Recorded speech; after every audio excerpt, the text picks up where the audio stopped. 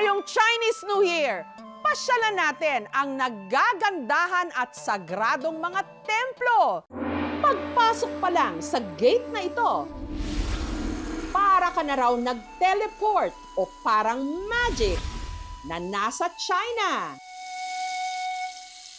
Ang nakapalibot na pader kasi sa daan papasok parang Great Wall of China.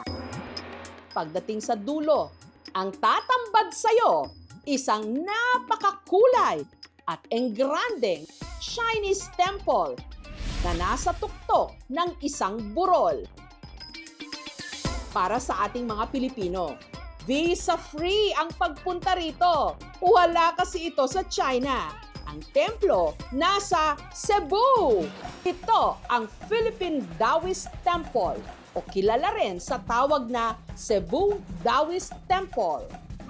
Ang Philippine Taoist Temple itinayo noon pang 1972 para sa mga Chinese national na piniling manirahan sa Cebu. Way back in 1957, dito sa Cebu, siguro mga less than 20 Chinese individual, nagtayo sila ng Chinese temple. Sa umpisa, maliit lang yung lupa when nakatayo yung temple namin. Sa ngayon, halos 11,000 square meters na ang lapad ng temple complex at isa sa mga pangunahing atraksyon sa Cebu.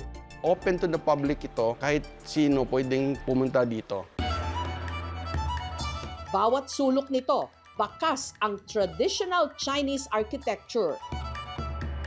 Ang main temple o altar, iniaalay nila para sa kanilang patron. Our patron saint, Q Kong Kong, nagdasal kami lahat ng financial, yung health, protection from evil spirit. Dito, pwede rin daw ma-experience ang kultura ng mga Chino sa pamamagitan ng tinatawag nilang Wapoy. Ito ang tinatawag namin na poy. Ito, yung wooden kidney shape na wood. Pag meron kang i-wish, inuhulog ito. Pag ganito yung opposite side, isa yung flat sa ibaba, yung rounded sa ibaba, meaning yes, meaning either your wish granted. May mga maliliit din silang altar at templo para sa iba pa nilang mga Diyos at santo.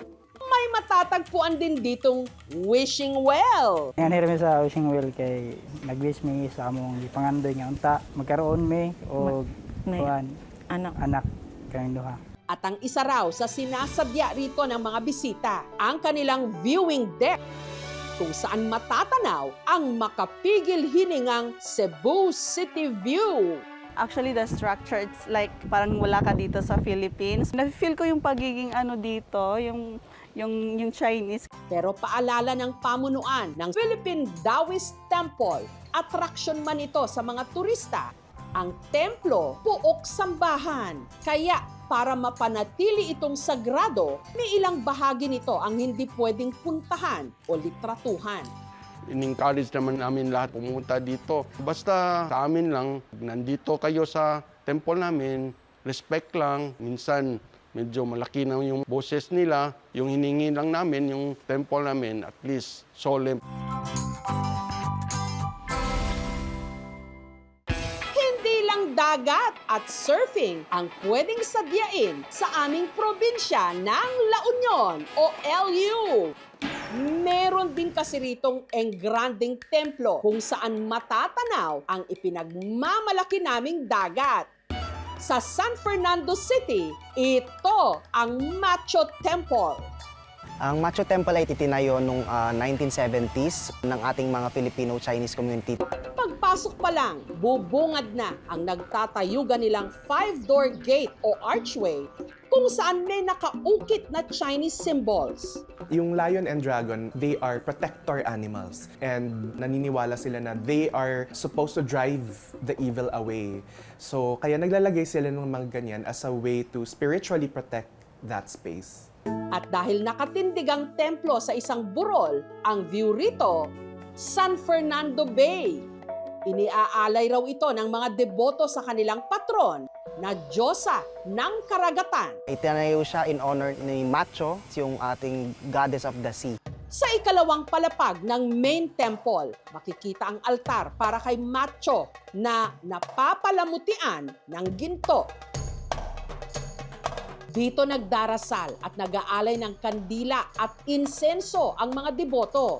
Si Machu, kinikilala ito parang promotekta sa ating mga manlalakbay at ang ating karagatan. So yung mga paniniwala natin the past years, pinoprotektahan niya tayo sa mga malalakas na bagyo or sa mga nangingisda. Naabutan namin dito ang debotong si Phoebe. Catholic ako. Pero na-encourage din ako ng partner ko na to pray and then to believe. Ang sadya niya rito, ang pagsusunog ng wishing o money paper. Inaali namin siya doon sa taas habang nagdadasal. And then after a while, baba kami dito para sunugin siya. Para pagka somehow, pagka naging ashes na siya, at least, we believe naman na mag-grant yung wish. Naging tradition na namin na somehow, pagka may time kami, nagpupunta kami dito para mag-thank you. And then, after namin dito, nagpupunta kami sa Catholic Church para magtirig ng candle. Bilang pagkilala sa kanilang Diyosa tuwing Chinese New Year at Macho Festival, nagsasagawa sila ng maingay at makulay na dragon dance.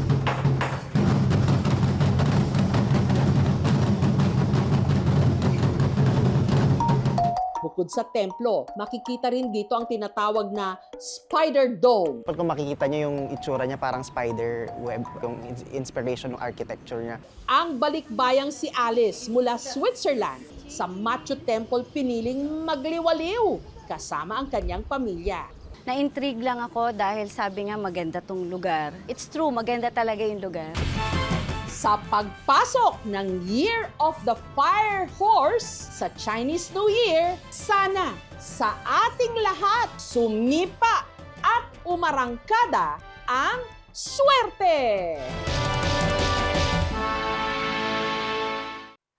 Thank you for watching, mga kapuso. Kung nagustuhan niyo po ang videong ito, subscribe na sa GMA Public Affairs YouTube channel. And don't forget to hit the bell button for our latest updates.